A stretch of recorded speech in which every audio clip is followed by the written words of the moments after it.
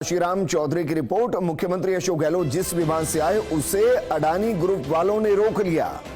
कल रात जयपुर एयरपोर्ट पर हुई रोचक घटना। मुख्यमंत्री गहलोत कल रात लौटे थे दिल्ली से जयपुर और राज्य सरकार ने मुख्यमंत्री के लिए किराए पर लिया था विमान। दिल्ली की कंपनी एआर एयरवेज से किराए पर लिया गया था विमान VT-ARU कल रात 10:40 पर पहुंचा था दिल्ली से जयपुर।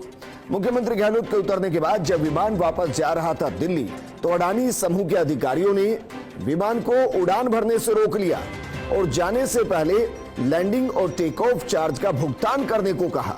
इस दौरान विमान के क्रू को एयरपोर्ट पर रोक कर रखा गया और भुगतान करने के बाद रात करीब 11:50 पर विमान दिल्ली के लिए रवाना हुआ। हालांकि पूरा घटनाक्रम हुआ मुख्यमंत्री गहलोत के CMR पहुंचने के बाद। यूं तो लैंडिंग और टेक ऑफ चार्ज के लिए चलता है credit note system. Airport operators और एयरलाइंस के बीच आपसी समझ से यह सिस्टम चलता है, लेकिन जयपुर एयरपोर्ट पर अडानी की नई शुरुआत से फिलहाल सेट हो रही हैं चीजें। मेरे सहयोगी काशीराम चौधरी जुड़ गए। काशीराम, इस तरीके की घटना इससे पहले भी कभी घटी या कहें कि पहली बार इस तरीके की घटना घटी है?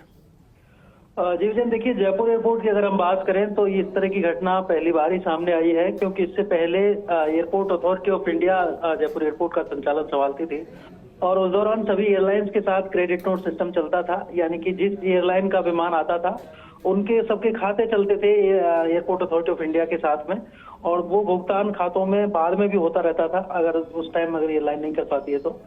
लेकिन चूंकि अब यहाँ पर निजाम बदल चुका है, जयपुर एयरपोर्ट को अडानी ग्रुप ने अगले 50 सालों के लिए लीज पर ले लिया है, तो अब अडानी समूह ही सभी तरह के जो भुगतान है वो लेगा।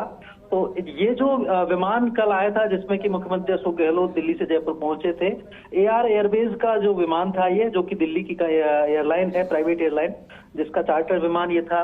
और जब विमान से मुख्यमंत्री उतर चुके थे और जब ये वापस जा रहा था दिल्ली के लिए, तब उस विमान को रोका गया और जो संबंधित क्रू था एयरलाइन का, उसको कहा गया कि पहले आप लैंडिंग और टेक ऑफ के जो चार्जेस हैं वो भुगतान करें, क्योंकि आपका ये बकाया है चार्जेस।